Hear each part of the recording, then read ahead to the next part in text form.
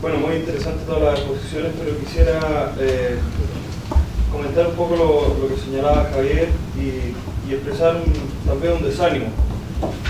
Primero porque el tema del rol del Estado es una materia que se ha venido hablando hace rato y no se ve ninguna una luz cercana a ese tema. Tú mencionaste que ojalá el rol del Estado fuera garante, o a eso se pretende, pero yo creo que eso no va a ocurrir hasta que no haya una política energética en este país. Y en una exposición el año pasado a la subsecretaria de Minería me pareció entenderle que el rol, o sea, una política energética o una política en estas materias no iba a estar antes del año 2025. Entonces, ¿dónde está sustentado o dónde va a quedar sustentado todas las intenciones del Ministerio? ¿Dónde las empresas encuentran su seguridad para poder invertir? ¿Dónde el Estado tenga ese rol de garante o ese rol a través de una política energética clara de que los proyectos se van a ejecutar? Porque yo veo, y Javier perdona, pero veo que el discurso más o menos se repite año a año. Entonces, más que una pregunta, es un comentario, y una pregunta: ¿cuándo creen o tienen ustedes pensado fijar por lo menos una política clara del Ministerio en cuanto a la ejecución de ciertos proyectos o de los proyectos energéticos? Quiero decir que efectivamente la brecha es alta, pero los pasos también han sido bien decididos en estas materias, quizás de comunidades, que es lo que estamos hoy día hablando. Hasta el año pasado el Ministerio de Energía no tenía un equipo o una mirada de la energía desde las personas. No teníamos oficinas de atención a público, porque se había definido que la energía eran más cables y turbinas. No teníamos desarrollo de políticas públicas decididas hacia esa línea. Entonces, el ministro lo primero que hizo fue crear una división. Hubo que cambiar la ley que creaba el ministerio, se crea una división de participación y diálogo social. El ministro empieza a decir que energía no es un ministerio sectorial, sino que también es social,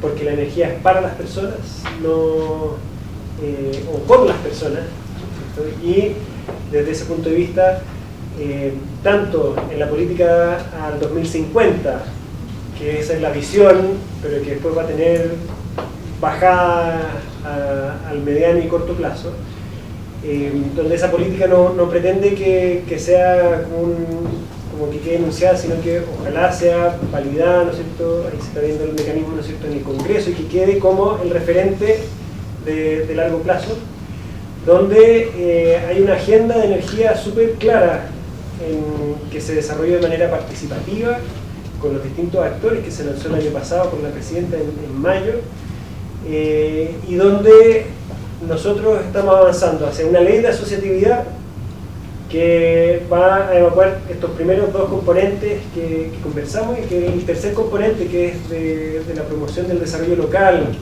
y de la participación, es una componente que, dadas las pasiones que ha generado, decidimos hacerla esperar un poquito más, y que la vamos a hacer poniendo los bueyes delante de la carreta. Entonces estamos empezando un proceso multiactores para definir cuáles son esos estándares, y en lo que se va a traducir esos estándares es definir, ok, estas son las reglas del juego, y acto seguido en esta misma conversación, que debería estar lista de aquí a 3 meses más, la pregunta va a ser, bueno, ¿cuál es el rol que el Estado tiene que tener, ya sea validado por ley, por instrumentos o por gestión, y lo que sea por ley, ¿no es cierto?, o instrumentos que sean necesarios de crear por ley, como vemos fondos ciegos donde las empresas puedan hacer aportes, como se hace en Estados Unidos, de recursos para promover estudios o capacitación y que no haya conflictos de intereses, ¿no es cierto? Se pone la plata en un fondo ciego y de ahí se define una manera transparente de asignar esos recursos a capacitadores o centros de estudio que puedan desarrollar un estudio sin el conflicto de interés de la comunidad o de la empresa, o registros públicos de facilitadores o registros públicos de inversiones. La verdad es que una frase que el ministro usa harto es que el que se apura pierde el tiempo. Entonces, en este punto, que empezó a generar más ruidos que consenso, decidimos apurarnos lentamente. ¿Alguna otra pregunta? Ya, pues. Oye, Primero. Muchas gracias por la presentación. Es interesante ver cómo articulan los distintos sectores productivos que enfrentan de alguna manera una temática similar. Me llama la atención que tanto José Manuel como Joaquín mencionan desde su óptica el caso australiano. Hace 40 años, sobre todo en el sector minero, los aborígenes ahuyentaban a los geólogos que iban a hacer prospecciones con rifles y pistolas.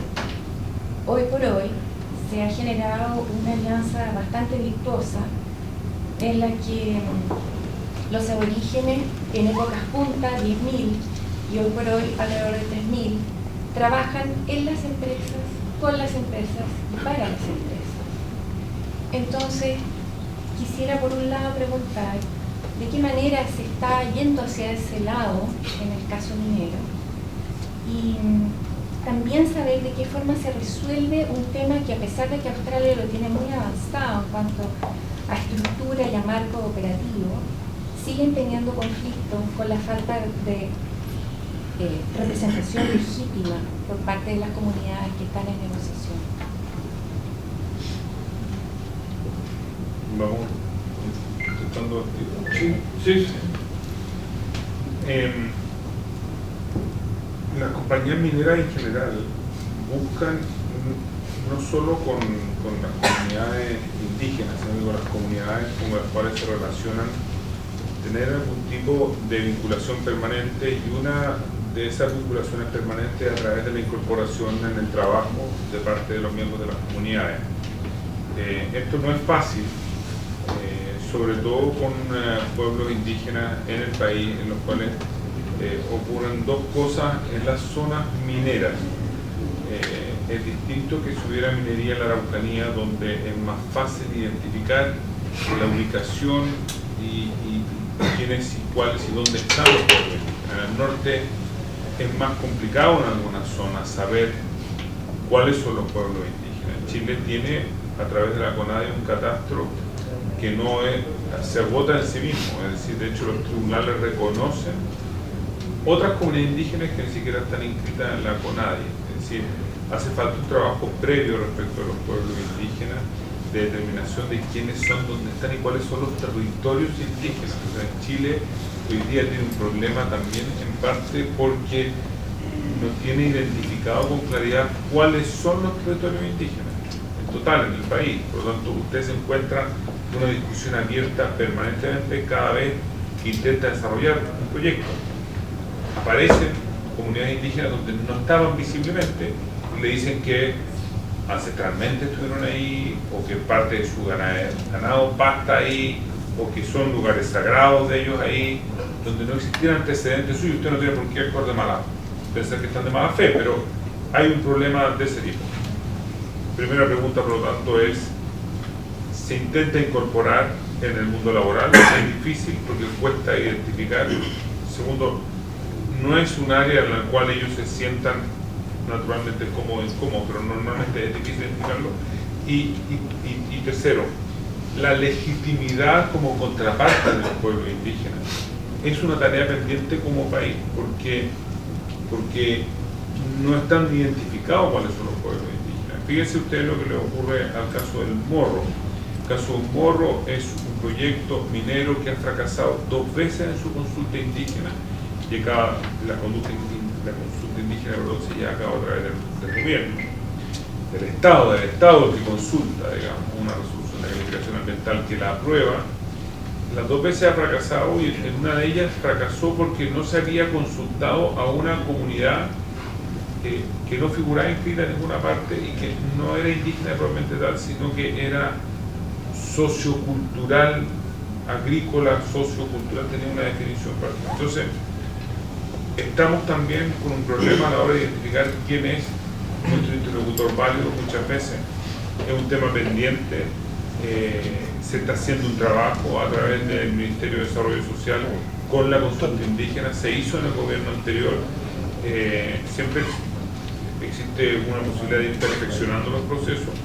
Yo creo que aquí estamos al debe, es decir, hay voluntad de incorporar, cuesta identificar, hay un proceso de llamamiento y identificación, es una tarea mucho más dura que identificar cuáles son los territorios indígenas, sobre todo la zona norte, la zona sur existe, en la Araucanía un proceso con sus más y sus menos, pero que van dando. En la zona norte no hay nada por ahora. Entonces de repente le dicen que esta es zona de Aguila, y dicen, bueno, pero ¿o qué de Aguila?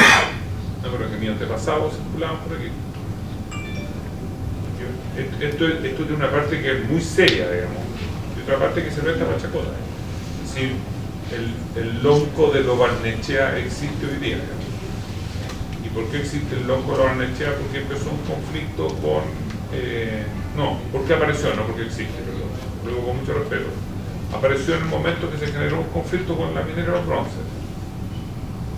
Entonces, es curioso, curioso, sí. Yo creo que ahí como país tenemos una tarea pendiente y tenemos que tener el valor de enfrentarla, identificar territorio, identificar pueblo, identificar mecanismos de conversación. Vamos a agregar la experiencia en energía, coincido generalmente con el diagnóstico de Joaquín. La mirada hacia Australia ha sido muy positiva, hay muchas empresas, sobre todo que hay bajas accionistas o empresas australianas en el país, tanto en minería, en energía y en otros rubros, que están trayendo esa experiencia, la cual no es fácil aplicarla porque hay un tema cultural de por medio, pero el ejercicio se está haciendo y positivamente, pero yo puedo contar de un proyecto nuestro en el cual el gran tema con las comunidades se los incorpora, tratando desde el principio, desde el día 1, incorporándolos al proyecto, incluso capacitando a esa gente, porque uno va a hacer un proyecto de energía y necesita especialistas o necesita gente levemente capacitada para hacer ciertas cosas. Los estándares australianos en temas de seguridad son extremadamente altos, que no son, en Chile no los tenemos todavía. Algunas empresas ya lo están teniendo al mismo nivel, pero no en general. Por lo tanto, incorporar comunidades indígenas como socio participante de las etapas iniciales de un proyecto no es sencillo. Se puede decir, se está haciendo, de hecho hay varias compañías, incluso geotérmicas, que me consta que lo están haciendo con buen éxito, pero surge esto mismo, que llega a una instancia siguiente donde hay participación de comunidades, consulta indígenas, y ya no es la comunidad con la cual uno se relacionó, que era en torno, por decirlo así, 20 kilómetros a la redonda, y aparecen comunidades de 100 kilómetros a la redonda que han sido consultadas, porque de alguna manera tienen que ver con el territorio, y esas no participaron de este tema, por lo tanto no se vieron beneficiadas, o no se enteraron, o tampoco uno sabía que tenía que consultarla, y se empieza a trabar todo. Entonces, claramente la experiencia australiana es súper positiva, mencioné con el tema eólico, de regla, pero sí que requiere también un marco que permita cómo esa experiencia tan en Australia como en Nueva Zelanda, que es la experiencia en Canadá también, ayuda a que nosotros construyamos nuestra propia realidad, porque, como decía Joaquín, no está bien mapeado, y como mapeado a las comunidades, y por otro lado aparecen comunidades nuevas, o aparecen actores nuevos que no estaban en el radar cuando vamos a hacer la investigación, dado que se genera una necesidad. Parece que sí, que quedan los dos, pero bueno, ya, gracias. Bueno, asociado con esta planificación de mediano y largo plazo, también se habló de que en paralelo a esa planificación de mediano y largo plazo se iba a estudiar y se iba a poner énfasis a un listado de proyectos que están entrabados judicialmente o entrabados en los impactos ambientales. Y de hecho por ahí por diciembre o noviembre salió un listado de, no me acuerdo, 62 proyectos donde el Ministerio de Energía junto con el de Minería iban a hacer esfuerzos paralelos a esta planificación mediano plazo para que esos proyectos se pudieran destrabar y pudieran avanzar. La pregunta es, ¿existe algún monitoreo, alguna información de donde se vea ese anuncio de 62 proyectos que estaban en ese listado, digamos? A ver, los proyectos se pueden trabar, entre comillas, ¿no es cierto?, por temas administrativos, de que la complejidad de que son cientos de permisos y condiciones, etcétera, administrativas, o se pueden paralizar, ¿no es cierto?, por judicialización o por problemas con las comunidades, etcétera. Lo que está en manos de hacer del Ministerio, ¿cierto?, es destrabar la pata administrativa. Que hay un funcionario que no está haciendo su pega o que se lo olvidó, ¿verdad? Y para eso se generó una oficina de gestión de proyectos, que lo que está full metida en los distintos servicios, preocupándose de que las cosas avancen en los tiempos y en la forma que tienen que avanzar, ¿ya? Pero cuando se trata de judicialización o de movilizaciones, la verdad es que un mal proyecto desde el punto de vista de su relacionamiento con las comunidades no es posible de destrabar, no es posible. Los malos proyectos, como decían, lo hemos dicho en nuestras exposiciones, son proyectos que difícilmente van a avanzar, ¿ya? Lo que nosotros hacemos es poder trabajar en ciertas cosas como en temas en materia de consulta indígena o de energía y asunto indígena. El ministro pidió también crear un equipo de consulta y participación indígena, donde empezamos a hacer estas consultas indígenas a concesiones de explotación de geotermia, porque es el único como acto administrativo que hemos visto que podemos hacerlo y obviamente respaldado por un fallo de la Corte Suprema que así lo decía. Donde muchos servicios nos decían, o muchos ministerios nos decían, oye, no lo hagan porque eso se hace en medio ambiente, ustedes van a desordenar el tema, pero habríamos avanzado quizás 2 o 3 años más con proyectos de geotermia y se habrían judicializado, habrían sacado ese fallo y habríamos tenido que retrotraer y hacer distintas cosas. Entonces, y lo otro es que nosotros estamos trabajando en decenas de proyectos donde estamos trabajando con los titulares para que puedan de alguna manera reconvertir la oferta y el trato que le ofrecen a las comunidades, y eso lo estamos haciendo ya sea con gestión directa o solo con los titulares. A rato lo estamos haciendo ya en varios proyectos, en mediación o facilitación de alcaldes que nos dicen yo no me siento a hablar con esta empresa, porque la verdad es que nosotros vamos y por el solo hecho de estar, el alcalde hace sus exigencias legítimas, las comunidades sus exigencias legítimas y la empresa sus propuestas legítimas, y la verdad es que salen a soluciones súper virtuosas. Comunidades que nos piden mediación, fue el caso de Bocamina, ¿cierto?, que fue un proceso de mediación súper tortuoso, porque vimos todo lo que no quisiéramos haber visto, ¿no es cierto?, pasó en esa mediación, y a veces son las mismas empresas que nos dicen por favor acompáñenos en esto. Más estos estándares y la ley de asociatividad que nos va a permitir contar con equipos de personas y contar suficiente, y contar con instrumentos y mecanismos también atingentes, vamos a poder ir haciendo frente a esa gestión de la confianza, que al final es lo único que garantiza que un proyecto cuente con las 3 garantías que ponía el intendente Huenchumilla: paz social, alcaldes alineados, ¿no es cierto?, y proyectos que compartan de manera virtuosa sus beneficios. Yo me imagino que este problema de los recelos, las desconfianzas, las miradas,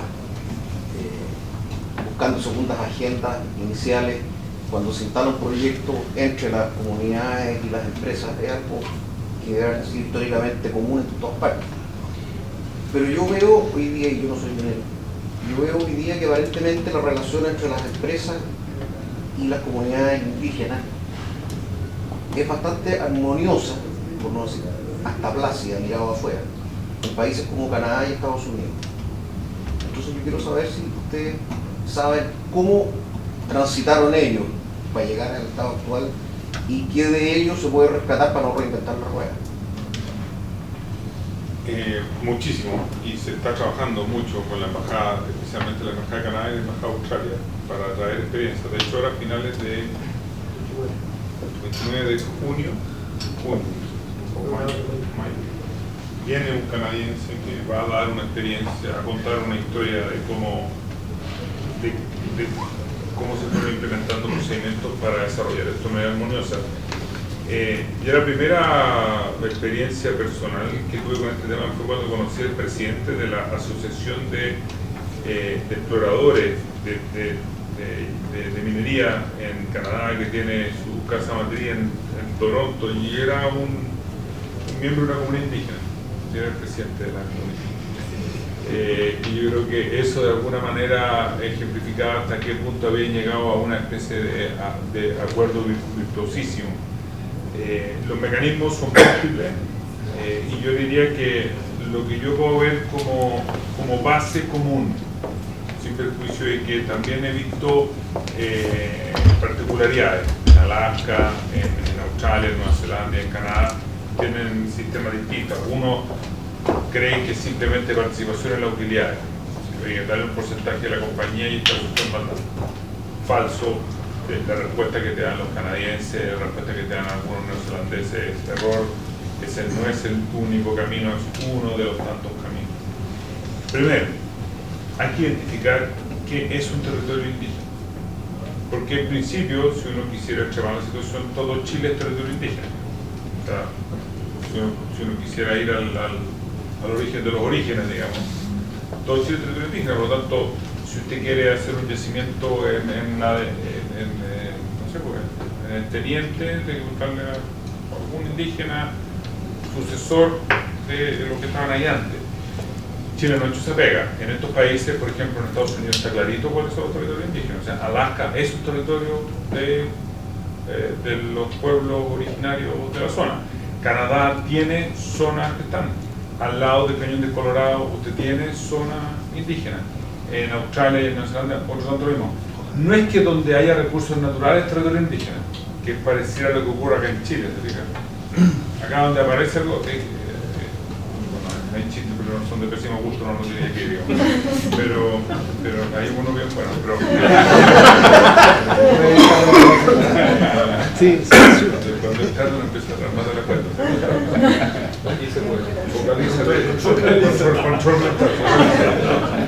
Lo primero es identificar cuáles son los territorios indígenas, cuáles son nuestros pueblos indígenas, cuáles son, quiénes son los interlocutores de nuestro pueblo indígena, que no los definimos nosotros, los definen ellos, como mínimo acto de respeto. Entonces, yo creo que esas son las tres primeras líneas que en Chile no están bien resueltas, y por lo tanto usted tiene mucha mayor conflictividad indígena.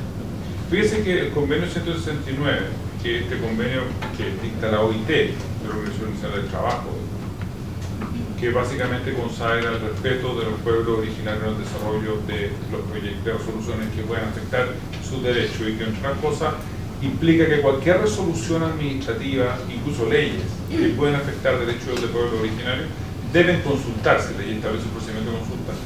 No ha sido suscrito por Australia, no ha sido suscrito por Canadá, no ha sido suscrito por Estados Unidos, no ha sido suscrito por Nueva Zelanda. Es decir, países con tremendas tradiciones de razonamiento con pueblos indígenas, no se les pasó por la cabeza someterse al convenio 169. No porque el convenio en sí mismo sea malo, sino porque su tradición lo llevó a tener toda una institucionalidad desarrollada, y que nosotros partimos la casa por el techo. Tenemos que dialogar con quiénes son, dónde están, cuál es su territorio, cómo hablamos, quiénes lo representan.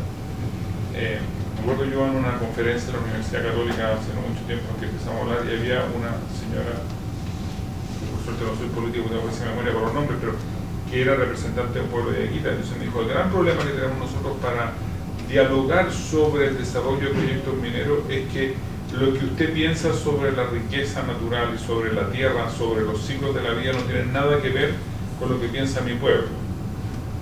Para mí los tiempos no tienen que ver con los tiempos suyos. Para usted que un proyecto se demore 4 años en aprobarse una eternidad, para mí no es nada.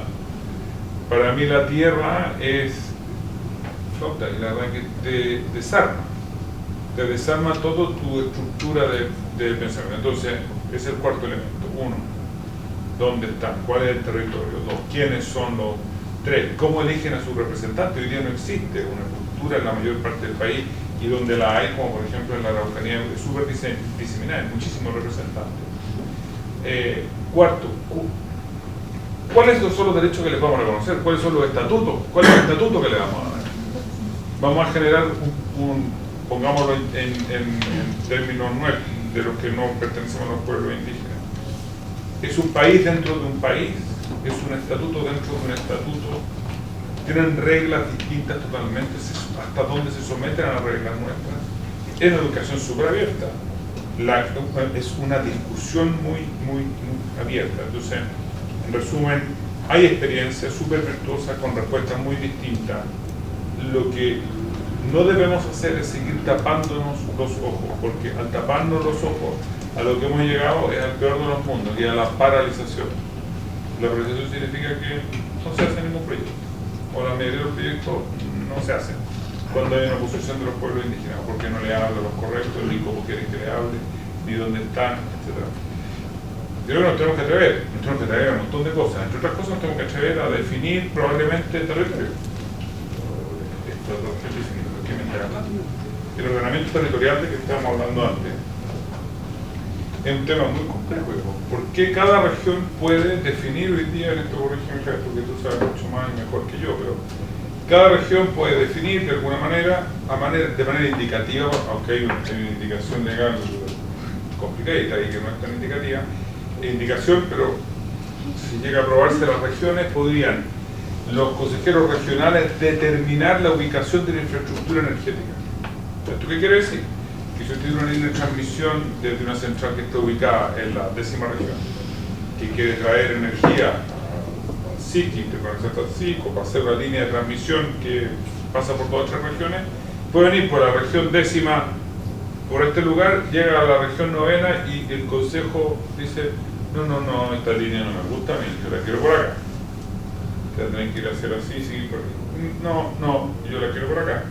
O sea, hoy en día se vuelve a ir. Tiene un problema de definiciones regionales que, si además sumamos las definiciones indígenas,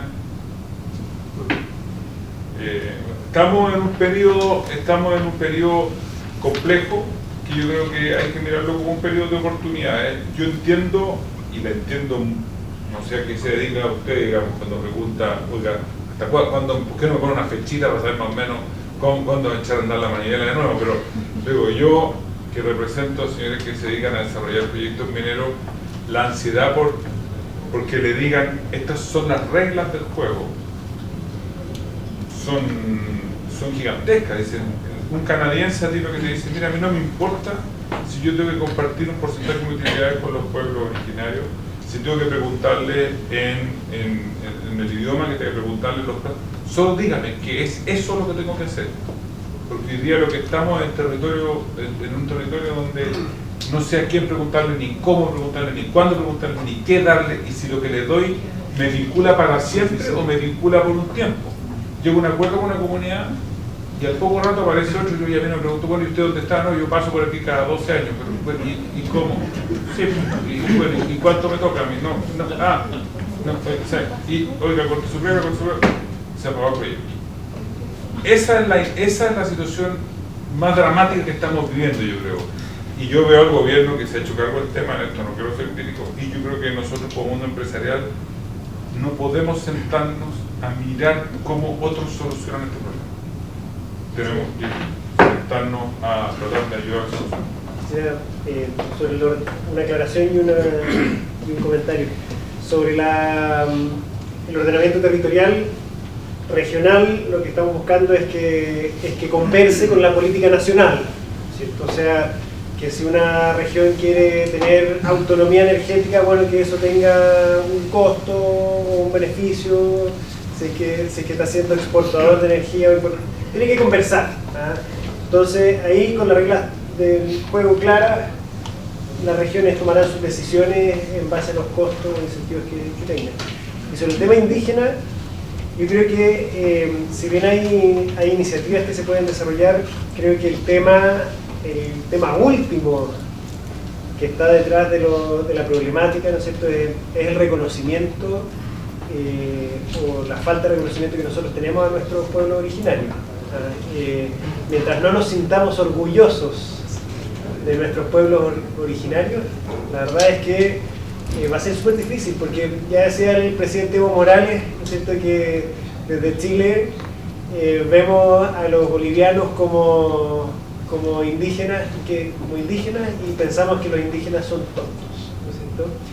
Y la verdad es que yo no pude rechazar ese comentario, porque en el día a día nos damos cuenta, yo me doy cuenta en comentarios de todos, de mi familia, de las empresas con que trabajamos, el mismo ministerio, etcétera, de que sentimos que los pueblos indígenas tienen otro nivel.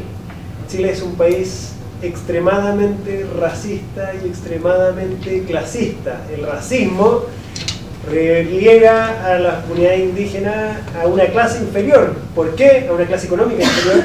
¿Por qué? Porque ganan por estudios un 30% menos que la raza dominante, ¿no es cierto? Porque están relegados a labores, ¿no es cierto?, y a oportunidades menores que el resto de la ciudadanía en promedio, ¿cierto?, donde tiene que salir un convenio 169 que lo que busca no es beneficiarlos frente al resto, sino que no sigan siendo perjudicados, porque están siendo perjudicados hoy en día sí o sí, lo dicen los hechos, ¿cierto? Y ese clasismo al que cae, o sea, ese racismo lo hace caer en una clase que se suma al clasismo, y ya estamos en el peor de los mundos. Ser hoy día mapuche, ser hoy día de una comunidad indígena, para muchos, ¿no es cierto?, es casi que ser un paria, y eso no debiese ser. En otros países se sienten orgullosos, ¿ah?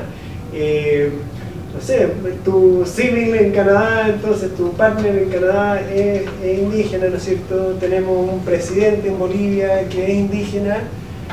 Yo creo que es más fácil que muchos otros sean presidentes en Chile antes que un miembro de una comunidad indígena, porque hay mucho prejuicio. Entonces, hay un tema cultural que tenemos que trabajar todos nosotros, o si no, vamos a avanzar hacia una resolución.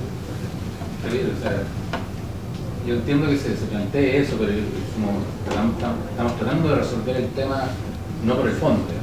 Yo coincido con Joaquín de que países como Canadá, Nueva Zelanda, Australia fueron al fondo.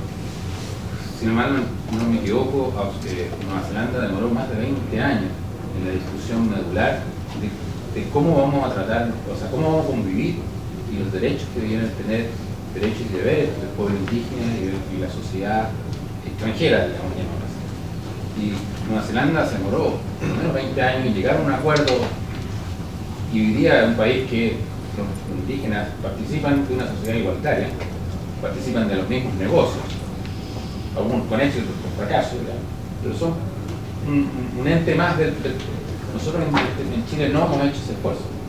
Y resolverlo por la vía del 169, poniendo parches, temas territoriales, no es la solución. La solución está en golpear la mesa y decir, señores, necesitamos un acuerdo país, vamos a eso, pero algo propio de Chile, no copiado de otros lados, porque la realidad chilena es única. Los recursos naturales por constitución son del Estado, no son de nadie más. Y hoy día uno de los grandes temas para la discusión de cómo compartimos los beneficios es que las comunidades indígenas no reconocen eso. Lo reconocen, no, los recursos naturales son nuestros, lo que hay de sus beneficios, el trabajo también es mío. Y el Estado dice no. Entonces, ahí hay una discusión sumamente rica e importante que como país hay que enfrentarla. Pero si estamos resolviendo esto con puros parches, vamos a ir creando problema tras problema, soluciones que van a ir acarreando otros problemas, van a poner un creativo y no vamos a llegar nunca al fin. Yo creo que la experiencia de estos países es importante en esa mirada de poder llevar, incluso a nivel más político, es decir, que el país debiera enfrentar este tema desde la base, como lo hicieron estos otros países que hoy día conviven. No sé si totalmente, pero... La cosa es que, si me apuro un poco, yo creo que no, aquí nadie quiere hacer la pérdida, nadie quiere asumir un costo político. Y la verdad que todo Chile no es territorio indígena, ni donde están todos los recursos naturales son indígenas, ni todo se puede solucionar en 24 horas, y alguien tiene que decir que esto es así, ¿no? Por lo tanto, identificar qué territorios son, y no es toda la Araucanía probablemente, sino que sea un tercio de la Araucanía, y lo que quedó fuera de ese tercio, quedó fuera del tercio, pero eso obedece a un tema que tiene mucho de diálogo, pero hay minutos que el diálogo tiene que cortarse, y hay un minuto que tiene que tomarse decisiones que tienen que definirse, y yo creo que Chile está en un proceso de diálogo que no habíamos tenido, al cual yo creo que el mundo empresarial nos cuesta mucho porque veníamos, las cosas venían bastante bien, el país venía creciendo y económicamente venía bien, y por lo tanto cuando empieza a meter bulla, las sensaciones como decir, oye, ¿por qué mueve todo esto si esta cuestión andaba bien? Oiga, no andaba bien, hay un sector que no estaba bien, hay que reconocerlo, hay que enfrentárselo, pero alguien tiene que tomar decisiones políticas fuertes, duras, que cuestan y que duelen. Y yo creo que en esto,